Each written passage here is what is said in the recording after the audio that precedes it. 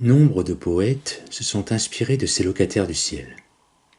Baudelaire s'est même comparé à un albatros, ce géant des mers dont les ailes immenses le rendent maladroit sur la terre ferme, alors qu'il est si majestueux quand il vole. Le poète anglais Keats s'est inspiré du rossignol, son compatriote Shelley de l'alouette. La raison essentielle de cet attrait est sûrement qu'on peut facilement faire une comparaison entre lever les yeux et élever notre âme. Alors, en ces temps modernes où les activités humaines et la pollution font peu à peu disparaître de nos ciels ces créatures fuselées et gracieuses, je pense qu'il faut davantage profiter du spectacle aérien qu'elles nous offrent. Prenons régulièrement quelques instants pour observer ces volatiles. Avec leur incroyable agilité dans les airs, ils sont une ode à la liberté et à l'insouciance. Observez cette insouciance. Elle atténuera vos soucis car elle vous élève au-dessus d'eux et vous permet de relativiser vos problèmes. Écoutez aussi leur chant. Nos oreilles sont agressées en permanence. Donnons-leur ce moment simple et léger. J'aime ce mot, léger. Tout y est doux comme du duvet. Soyons légers nous-mêmes. Fermons ces yeux qui nous inondent d'informations et laissons notre ouïe se laisser guider et emporter par un mélodieux chant d'oiseaux. 1 minute par jour peut me suffire.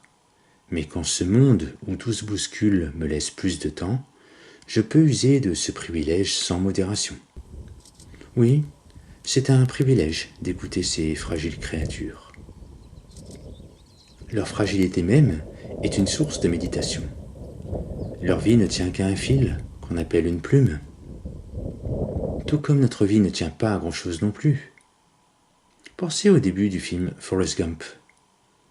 Tout commence par le vol délicat d'une plume portée par le vent. Ce vol est clairement une référence à la fragilité de la vie et à ses aléas. Je garde cela en tête pour ne galvauder aucun moment de mon existence. Que ce soit dans le plaisir ou dans la difficulté, au travail ou dans la soi-disant fastidieuse routine, j'estime que chaque instant de ma vie mérite d'être vécu à fond, car j'ai conscience de ma fragilité. Ainsi, je n'espère pas que le temps passe plus vite, sauf rare exception. Je ne me dis pas vivement que ma tâche soit terminée. Je ne veux pas accélérer le temps, car chaque minute a de la valeur et chaque seconde est un battement d'aile. Et tout comme les oiseaux changent sans cesse de direction, j'ai le pouvoir d'infléchir la ligne de ma vie à chaque instant, et je ne m'en prive pas. Si la routine m'amène à suivre une ennuyeuse ligne droite, alors je pense au vol des oiseaux, et j'incurve, je tords cette voie rectiligne. Il me suffit de chercher, d'imaginer un relief quelconque à ce qui paraît monotone. Imaginer des reliefs, c'est trouver de la beauté là où il n'y en a apparemment aucune. Imaginer des reliefs, c'est rendre uniques des gestes qui se ressemblent. Je vous renvoie encore à la plume. Ce qui semble banal est en fait à la loupe ou au microscope d'une étonnante complexité.